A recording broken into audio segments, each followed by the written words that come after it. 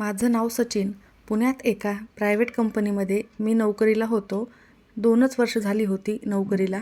रोज तेच धावपळीचे आयुष्य, लॅपटॉपसमोर घालवणे आणि तासनतास रूमवर असणारा एकटेपणा, यात माझे दिवस जात होते. पण या गर्दीत माझा एक हक्काचा कोपरा होता, तो म्हणजे माझ्या कॉलेजपासूनचा माझा जवळचा मित्र संतोष. आणि मी एकाच कॉलेजमध्ये होतो. एकत्रच शिकलो, पण नोकरीच्या निमित्ताने तो मुंबईला स्थायिक झाला आणि मी पुण्यातच राहिलो. आमची मैत्री एवढी घट्ट होती की आम्ही एकमेकांसाठी काहीही करायला तयार व्हायचो. संतोषच्या घरी त्याचे बाबा 5 वर्षापूर्वीच शांत झाले होते. तेव्हापासून त्याची आई म्हणजेच विजया काकू त्या एकट्याच राहत होत्या. तर त्यांना संतोषने खूप वेळा मुंबईला सोबत येण्याचा आग्रह केला, पण काकूंना गावाची जुन्या घराची सवय होती आणि बाबांच्या आठवणीची देखील एवढी सवय झाली होती की त्यांनी गाव सोडण्यास साफ नकार दिला. संतोष वर्षातून 2-3दा गावी जायचा, पण कामाच्या व्यापामुळे त्याला जास्त दिवस थांबायचं जमत नव्हतं. एक दिवस अचानकच संतोषचा फोन आला आणि त्याचा आवाज खूप काळजीचा वाटत होता. "काय रे संतोष, काय झालं? आवाज एवढा गंभीर का आहे तुझा?" मी काळजीनं विचारलं. तेव्हा तो म्हणाला, "सचिन यार, खूप मोठ्या अडचणीत मी सापडलोय." संतोष पलीकडून म्हणाला, "कंपनीने मला एका प्रोजेक्टसाठी 6 महिन्यासाठी अमेरिकेला पाठवायचं ठरवलंय. नकार दिला तर नोकरी धोक्यात येईल. पण मला काळजी आईची वाटतेय. काही गेल्या दिवसापासून तिची तब्येत देखील ठीक नाहीये. त्या गावी एकटी राहत असतात. अशा परिस्थितीत मी त्यांना सोडून एवढ्या दूर कसं काय येऊ?" तर संतोषची अडचण मला समजली आणि त्याच्या आयुष्यात आईशिवाय दुसरं कोणीच नव्हतं. मी काही विचार केला आणि म्हणालो, "संतोष, तू काळजी करू नकोस. तू तुझ्या करिअरवर लक्ष ठेव. अमेरिकेला जा. मी आहे ना इथे." "म्हणजे तू काय करणार?" संतोषने विचारलं.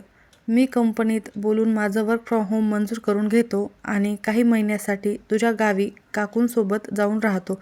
तिथे शांतताही मिळेल आणि ऑफिसचं कामही होईल आणि काकूंची काळजी घ्यायला एक माणूसही सोबत असेल." माझं हे बोलणं ऐकून संतोषच्या जीवात जीव आला. त्याला माहीत होतं की सचिनशिवाय तो दुसऱ्या कोणावरही इतका विश्वास ठेवू शकत नाही. त्याने काकूंना फोन करून सगळं सांगितलं. काकू सुरुवातीला म्हणाल्या, "अरे कशाला त्या पोराला त्रास देतोस? मी राहीन एकटी." पण संतोषच्या हट्टापुढे आणि माझ्या आग्रहापुढे त्याचं काहीही चाललं नाही. पुढच्या आठवड्यात मी माझा सगळा पसारा गुंडाळून संतोषच्या गावाकडे निघालो. एसटीमधून प्रवेश करत असताना खिडकीबाहेर पाहताना माझ्या मनात अनेक विचार येत होते. आणि संतोषची आई म्हणजे माझ्यासाठी ही आईसारखीच होती. पण तरीही एका मोठ्या घरात एका प्रौढ स्त्रीसोबत, ज्यांना मी फक्त लग्नकार्यात किंवा सणासुदीलाच पाहिलं होतं, त्यांच्यासोबत कसं राहायचं? आमचे स्वभाव देखील जमतील का? हा संकोच मनात कुठेतरी डाचत होता. दुपारच्या सुमारास मी संतोषच्या गावातील त्या जुन्या कौलारू घरासमोर पोहोचलो. घराभोवती मोठी बाग होती, ज्यात पारिजातकाचं झाड होतं, गुलाबाचे रोपटे होते आणि ती बहरलेली होती. वातावरण खूप शांत होतं आणि प्रसन्न देखील होतं. मी दारात उभा राहून आवाज दिला, "काकू." काही सेकंदातच लाकडी दरवाजा उघडला. समोर विजया काकू उभ्या होत्या. वयाची 50शी ओलांडलेली होती, पण चेहऱ्यावर एक वेगळंच तेज होतं आणि एक वेगळी सात्विकता होती. अंगावर साधी सुती साडी, कपाळावर लहान टिकली आणि डोळ्यात साधेपणा. मला पाहताच त्यांच्या चेहऱ्यावर एक अतिशय कौतुकाचं आणि आपुलकीचं हसू उमटलं होतं. "अरे सचिन, आलास बाळा? ये, आत ये. खूप प्रवास झाला तुझा. थकला असशील." काकूंनी अत्यंत मायेने माझं स्वागत केलं. मी घरात पाऊल ठेवलं आणि घर आतून खूप स्वच्छ आणि सुटसुटीत दिसलं होतं. जुन्या पद्धतीची भिंत होती, चौकटी होत्या आणि बैठक देखील होती. संतोषच्या लहानपणीचे आणि काकांचे फोटो फ्रेम देखील होती. काकूंनी माझ्या हातातून बॅग घेतली आणि मला बसायला सांगितलं. "तू हातपाय धुवून घे, मी चहा आणि पोहे करते." त्या स्वयंपाकघराकडे जातात म्हणाल्या. मी फ्रेश होऊन आलो. गरम चहाचा कप हातात घेत असताना मला जाणवलं की काकूच्या चालण्यात एक वेगळ्याच प्रकारचा थकवा होता. संतोष म्हणत होता ते खरं होतं. काकूंची तब्येत पूर्वीसारखी नव्हती. त्यांच्या हाताला थोडी थरथर देखील होती. "काकू, तुम्ही आराम करायचा ना? मी आलोय तर उलट तुम्हाला मदत करायला हवी." मी चहाचा घोट घेत म्हणालो. काकू हसल्या आणि म्हणाल्या, "अरे सचिन, तू संतोषचा मित्र म्हणजे माझा मोठा मुलगाच झाला की. आणि घरात इतक्या दिवसांनी कोणीतरी आलंय, मला किती आनंद झालाय तुला सांगू शकत नाही. हे घर कसं खायला उठायचं मला दररोज." त्यांच्या या वाक्यातला एकटेपणा मनाला कुठेतरी स्पर्श करून गेला. एका आईने आपल्या मुलाला दूर पाठवून पतीच्या आठवणीत त्या घरात कसं आयुष्य काढलं असेल याची मी कल्पनाही करू शकत नव्हतो. त्यानंतर पहिले 2-3 दिवस खूप साधे गेले. मी सकाळी उठून कम्प्युटर घेऊन बसायचो, माझं ऑफिसचं काम करायचो. काकू वेळेवर जेवण, चहा आणून द्यायच्या. आमचं बोलणं फक्त जेवलास का, चहा हवा का तुला, इथपर्यंत मर्यादितच होतं. आमच्यात एक सुसंस्कृत अंतर देखील होतं. मी त्यांचा आदर करायचो आणि त्या माझं कौतुक करायच्या. पण हळूहळू वातावरण बदलू लागलं. गावात पावसाळा सुरू झाला आणि त्यांच्या गावाच्या भागात पाऊस हा खूप सुंदर पडायचा. खिडकीबाहेर कोसळणाऱ्या पावसाच्या सरी आणि घरात आम्ही दोघंच. एक दिवस संध्याकाळी अचानकच वीज गेली. संपूर्ण घरात अंधार दाटून आला. मी मोबाईलची फ्लॅशलाईट चालू केली आणि हॉलमध्ये आलो. काकू तिथे कंदील लावत होत्या, पण काचेचा कंदील लावताना त्यांच्या थरथराटीमुळे हातातील काडेपेटी खाली पडली. थांबा काकू, मी करतो. मी पुढे झालो आणि मी खाली वाकून काडेपेटी उचलली आणि कंदील पेटवला. कंदिलाच्या त्या पिवळसर मंद प्रकाशामध्ये काकूचा चेहरा खूप वेगळा आणि भावूक दिसत होता. त्यांच्या डोळ्यात काहीतरी वेगळीच हुरहुर होती. त्यानंतर काय झाले असेल तर अंधाराची भीती वाटते का काकू, मी सहजच विचारलं. काकू खिडकीबाहेर पाहू लागल्या, जिथे पाऊस जोरात पडत होता. भीती अंधाराची नाही रे सचिन, भीती या शांततेची वाटते. जेव्हा वीज जाते तेव्हा हे घर जास्त शांत होतं. असं वाटतं की या जगात माझं असं कोणीच उरलेलं नाहीये. संतोष फोन करतो, पण तो फोन, त्याचा आवाज या घराचा एकटेपणा दूर करू शकत नाही. त्याच्या आवाजात इतकी आर्तता होती की माझा ऊर भरून आला आणि मी नकळत त्यांच्याजवळ गेलो. आमचे खांदे एकमेकांना स्पर्श करत होते. त्या मंद प्रकाशात एका तरुणाची संवेदनशील भावना आणि एक प्रौढ स्त्रीचा एकाकीपणा एकमेकांसमोर उभे होते. काकू, मी आहे ना इथे, तुम्ही स्वतःला एकटं समजू नका. मी अत्यंत आदराने पण हक्काने त्यांचा हात माझ्या हातात घेतला. काकूंच्या हाताचा स्पर्श मऊ होता आणि उबदार होता. माझ्या हाताचा स्पर्श होताच त्या थोड्या दचकल्या. त्यांनी माझ्याकडे पाहिलं. आमच्या नजरानजर एकमेकांना भिडल्या. त्या नजरेत एक वेगळीच ओढ होती, एक अशी ओढ जी दोन एकाकी असलेल्या मनांना एकमेकांच्या जवळ आणत होती. त्या क्षणी बाहेरचा विजेचा मोठा कडकडाट झाला आणि काकू घाबरून थेट माझ्या छातीजवळ विसावल्या. मीही नकळतपणे त्यांचे दोन्ही हात घट्ट पकडले. तो स्पर्श केवळ एका आईचा आणि मुलाचा नव्हता, तर त्यात काहीतरी वेगळंच गुंतागुंतीची भावना होती आणि ती निर्माण झाली होती.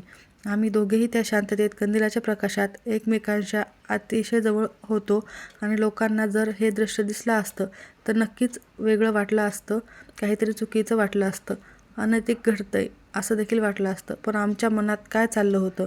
बाहेर विजेचा कडकडाट झाला आणि घाबरून काकू थेट माझ्या छातीशी विसावल्या होत्या. त्या क्षणी खोलीतल्या मंद कंदिलाच्या प्रकाशात आमचे श्वास एकमेकांना जाणवत होते. काही सेकंद तसेच गेले. माझ्या हाताची पकड त्यांच्या खांद्यावर घट्ट होती, पण अचानकच जणू भानावर आल्यासारखं काकू 2 पावले मागे सरकल्या. त्यांच्या चेहऱ्यावर एक प्रचंड अस्वस्थता आणि संकोच स्पष्ट दिसत होता. माफ कर सचिन, मी जरा जास्तच घाबरले विजेला, काकू खाली मान घालून पदर सावरत म्हणाल्या. त्यांचा आवाज थरथरत होता. काही हरकत नाही काकू, इट्स ओके. मी स्वतःला सावरलं आणि म्हणालो, पण माझ्याही हृदयाचे ठोके वाढले होते. त्या रात्री मला खूप झोप आली नाही. डोळे मिटले की कंदिलाच्या प्रकाशात चमकणारा काकूचा तो भावूक चेहरा आणि त्यांचा तो उबदार स्पर्श माझ्या डोळ्यासमोर येत होता. मी काही चुकीचं तर करत नाहीये ना? त्या माझ्या मित्राच्या आई आहेत. माझ्या मनाने मला टोकलं, पण दुसऱ्या क्षणी असं वाटायचं त्या केवळ एका मित्राची आई नाही, तर त्या अत्यंत एकाकी स्त्री आहेत, ज्यांना या क्षणी आधाराची गरज आहे. भावना आणि कर्तव्याचा खेळ हा माझ्या मनात सुरू झाला होता. सकाळ झाली. मी हॉलमध्ये आलो तेव्हा काकू नेहमीप्रमाणे तुळशीला पाणी घालत होत्या, पण आज त्यांच्या वागण्यात एक वेगळाच बदल जाणवला. त्यांनी माझ्याकडे थेट पाहणं टाळलं. चहाचा कप टेबलवर ठेवला आणि ठेवत नजर देखील खालीच ठेवली होती. आमच्यातही जी एक सहजता होती ती कुठेतरी हरवली होती आणि त्यांची जागा एक गूढ शांततेने घेतली होती. 2 दिवस असेच गेले. आम्ही दोघांनीही एकमेकांपासून अंतर ठेवून वागू लागलो, पण ते अंतर मनातून नव्हतं, तर ते समाजामुळे आणि स्वतःच्या भीतीमुळे होतं. हे अंतर जास्त काळ टिकणारं नव्हतं, कारण परिस्थिती आम्हाला पुन्हा पुन्हा जवळ आणत होती. त्या दिवशी दुपारच्या वेळी अचानकच बाहेर खूप जोराचा पाऊस सुरू झाला. वादळ वाऱ्यामुळे अंगणातील झाडे हलत होती. मी माझ्या ऑफिसचं काम करत होतो. अचानकच स्वयंपाकघरात काहीतरी पडल्याचा आवाज आला. काकूंच्या ओरडण्याचाही आवाज आला आणि मी लॅपटॉप बाजूला ठेवून धावत स्वयंपाकघरामध्ये गेलो. तिथे काकू जमिनीवर बसल्या होत्या आणि त्यांच्या पायातून रक्ताची धार वाहत होती. वरच्या शेल्फमधून काचेची बरणी काढताना त्यांचा हात घसरला होता आणि त्या बरणी फुटून त्यातून मोठा काच बाहेर पडला होता आणि त्यांच्या पायाला लागला होता. काकू, मी असं जोरात ओरडलो आणि धावत त्यांच्याजवळ गेलो आणि खाली बसलो. काही नाही रे सचिन, लहान जखम आहे, त्या वेदनेने विव्हळत म्हणाल्या. पण जखम खोल होती. मी वेळ न वाया घालवता घरातील फर्स्ट एड बॉक्स आणला आणि मी खाली गुडघ्यावर बसलो आणि त्यांचा पाय माझ्या मांडीवर घेतला. काकूंनी संकोचाने पाय मागे घेण्याचा प्रयत्न केला. अरे सचिन, राहू दे, मी करते, तू नको. काकू गप्प बसा. मी पहिल्यांदाच त्यांच्यावर हक्काने ओरडलो. मी कापसाने त्यांच्या पायावरचं रक्त पुसू लागलो. माझा हात जेव्हा त्यांच्या पायाला लागला तेव्हा त्यांच्या शरीरातून एक लहर सारखी धावून गेली. वेदना आणि एक अनोखा स्पर्श यांचं संमिश्र भावनेनं त्यांनी त्यांचे डोळे घट्ट मिटून घेतले आणि अत्यंत हळुवारपणे त्यांच्या जखमेला मलम लावला आणि पट्टी बांधली. ते करत असताना माझं लक्ष त्यांच्या चेहऱ्याकडे गेलं. त्यांच्या डोळ्यातून पाण्याचे थेंब गळत होते. ते थेंब केवळ वेदनेचे नव्हते, तर त्यात अनेक वर्षाचे साचलेलं दुःखही होतं. पट्टी बांधून झाल्यावर मी त्यांचा पाय सोडला नाही. मी वर पाहिले आणि आमचे चेहरे अगदी जवळ होते. खूप दुखतंय का काकू, मी हळूच विचारलं. काकूंनी डोळे उघडले आणि त्यांच्या डोळ्यात एक अनावर ओढ होती. त्यांनी माझा हात घट्ट पकडला. हे शरीर खूप आधीचं दुखायचं थांबलंय सचिन, पण मनाचं काय करू. या घरात एकटेपणा, रोज मरणार जे मन होतं ते आज त्यांना पहिल्यांदाच कोणीतरी हक्काने सांभाळलंय. त्यांच्या या शब्दांनी माझं मन विरघळलं. मी उठलो आणि त्यांच्या शेजारी जमिनीवर बसलो. काकूंनी हळूच आपलं डोकं माझ्या खांद्यावर ठेवलं. यावेळेस कोणतीही भीती वाटत नव्हती, कोणतीही वीज गेली नव्हती. भर दिवसा स्वयंपाकघराच्या कोपऱ्यात मी एका प्रौढ स्त्रीला, माझ्या मित्राच्या आईला माझ्या मिठीत घेतलं होतं. त्यांच्या केसांचा सुगंध माझ्या श्वासात भरला होता आणि आम्ही दोघेही तासनतास तसेच बसून राहिलो. मी त्यांच्या पाठीवरून हात फिरवत त्यांना शांत केलं होतं. दुसऱ्या दिवशी गावातील एक शेजारी राहणाऱ्या काकू, संगीता काकू, आमच्या घरी आल्या आणि काहीतरी द्यायला आल्या होत्या. मी आणि काकू हॉलमध्ये बसून एकत्र चहा पीत होतो आणि काहीतरी बोलून हसत होतो. आमच्यातील ती जवळीक, तो आनंद संगीता काकूच्या नजरेतून सुटला नाही. त्यांनी विजया काकूंच्या बदललेल्या चेहऱ्याकडे आणि माझ्याकडे त्यांनी पाहिलं. संगीता काकू गेल्यावर गावात कुजबूज सुरू झाली. संतोषची आई आणि तो पुण्याचा मुलगा हल्ली खूपच जवळ दिवसभर असतात. घरात दोघंच असतात दिवसभर. काहीतरी काळबेरं नक्की आहे. लोकांना वाटत होतं की आम्ही मर्यादा ओलांडत आहोत. एक तरुण मुलगा आणि एका मित्राची आई चुकीच्या मार्गावर जात आहेत. पण त्या बंद दरवाजाच्या आड जे घडत होतं ते लोकांच्या विचाराच्या पलीकडे होतं. काकूंची तब्येत आता सुधारत होती आणि आमच्यातील भावनिक जी गुंतागुंत आहे ती आता एका अशा वेगळ्या वळणावर आली होती जिथून मागे फिरणं अशक्य होतं. एक दिवस रात्री जेवताना काकूंनी मला विचारलं, सचिन, संतोष 6 महिन्यांनी परत येईल, मग तू निघून जाशील ना. त्यांच्या आवाजात मला गमावण्याची भीती स्पष्ट दिसत होती. मी त्यांच्याकडे पाहिलं आणि म्हणालो, काकू, मी तुम्हाला सोडून कसा जाऊ शकेल. काकू, मी तुम्हाला सोडून कसा जाऊ शकेल. असं माझं वाक्य ऐकताच विजया काकूच्या डोळ्यातून अश्रू वाहू लागले. गावात आमच्याबद्दल काय कुजबूज सुरू आहे याची आम्हाला कल्पना दोघांनाही होती. संगीता काकूंनी आणि गावकऱ्यांनी आमच्या नात्याला अनैतिक समजत होते, पण त्यांना हे माहीत नव्हतं की ज्या नात्यात ते पाप समजत होते ते प्रत्यक्ष एक पवित्र कर्तव्याचं रूप घेणारं होतं. पुढच्याच आठवड्यात संतोषचा अमेरिकेतून फोन आला आणि तो खूप आनंदात होता. सचिन, माझं प्रमोशन झालंय, पण कंपनीने मला कायमचं अमेरिकेत स्थायी होण्याचा पर्याय देते. मी विचार करतोय की आईलाही इथेच घेऊन यावं. पण आई गाव सोडायला तयार होईल का. मी संतोषला सांगितलं, संतोष, तू अजिबात काळजी करू नकोस. मी काकूंशी बोललो. त्या रात्री मी काकूंच्या खोलीत गेलो. खिडकीबाहेर पाहत जुन्या आठवणीत हरवल्या होत्या. मी त्यांच्याजवळ गेलो आणि म्हणालो, काकू, लोकांनी आपल्याबद्दल वाईट विचार केला तरीही चालेल, मला फरक पडत नाही. पण मला तुमची काळजी आहे. संतोष तुम्हाला अमेरिकेला घेऊन जायला तयार आहे. तुम्ही तिथे तुमच्या मुलाकडे जाणार का. काकूंनी माझ्याकडे पाहिलं. त्यांच्या डोळ्यात आता भीती नव्हती, तर एक प्रचंड आदर होता. त्या म्हणाल्या, सचिन, जेव्हा माझा पाय त्या कापला होता तेव्हा तू तुझ्या मांडीवर घेऊन त्याला पट्टी बांधत होतास, तेव्हा मला जाणीव झाली की तू फक्त संतोषचा मित्र नाहीस, तर तू मला एक मुलासारखं जपलं आहेस. या घरातल्या एकटेपणानं मला वेड लावायचं बाकी ठेवलं होतं. तुझ्या त्या स्पर्शाच्या काळजीने मला जगण्याची नवी उमेद मिळाली. तू माझ्या मुलासारखा माझ्या पाठीशी उभा राहिलास. होय, लोकांच्या नजरेत जे दृश्य चुकीचं वाटत होतं ते प्रत्यक्षात एका मुलाने आपल्या आईसमान असलेल्या स्त्रीला दिलेल्या भावनिक आधार होता. आमची जवळीक शरीराची नव्हती, तर ती दोन मनातील आदराची आणि मायेची होती. मी काकूंचा हात हातात घेतला आणि म्हणालो, काकू, मग आता संतोषकडे जाण्याची वेळ आली आहे. तुम्ही गावची काळजी करू नका. मी दर सुट्टीत इथे येत जाईल आणि या घराची काळजी घेत जाईन. तुम्ही संतोषसोबत नवीन आयुष्य सुरू करा.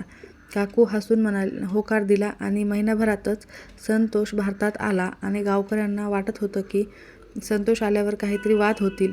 पण जेव्हा संतोष गावी आला तेव्हा काकूंनी त्याची ओळख माझ्याशी करून देताना अभिमानाने सांगितलं, संतोष, सचिन फक्त तुझा मित्र नाही, तर तो या घराचा मोठा मुलगा आहे.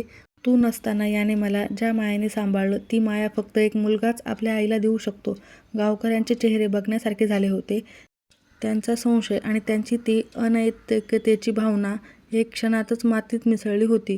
ज्या नात्याला ते चुकीचे समजत होते ते खरंच तर निःशब्द नात्याच्या पवित्र बंधनात बांधलेलं होतं. मी काकूंना आणि संतोषला विमानतळावर सोडायला गेलो होतो. जाताना काकूंनी माझ्या डोक्यावर हात ठेवून आशीर्वाद दिला. त्यांच्या डोळ्यात आता एकटेपणा नव्हता, तर तृप्तता होती. मी पुण्यात माझ्या घरी परतलो आणि गावच्या त्या घरी आठवणी आणि एका आईला मिळालेला सन्मान माझ्या मनात कायम कोपऱ्यात राहिला गेला आणि मला देखील आईसमान प्रेम मिळाले.